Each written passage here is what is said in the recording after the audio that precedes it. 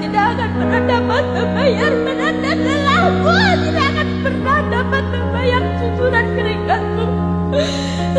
Ya, aku tahu bahwa semua keikhlasan pengorbananmu itu adalah ingin melihat di wajahmu. Dan ini ayah, dia belum sempat memberikan senyuman ini berbahagia. Kenapa kita terlupakan ayah? Aku mohon kembali doa dari semua yang aku mohon selalu bimbingkan arahku. Kembali kami tak memiliki tangan-tangan kokoh seperti tanganmu. Bimbing kami agar kuat memikul. Bimbing kami agar kami beratnya tanggung jawab dan doa akan kami bisa menggapai kebahagiaan dunia dan akhirat.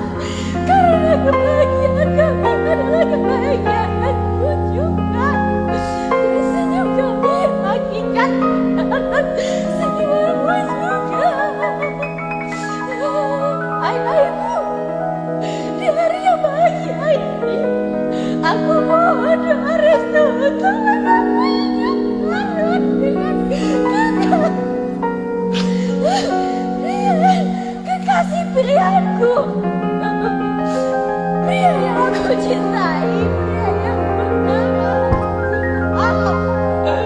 untuk mengarungi batas hidup yang sesungguhnya, di mana ada rasa suka yang akan lewati bersama.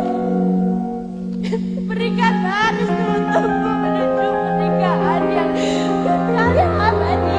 Kami selalu berdoa ya untuk ayah dan ibu.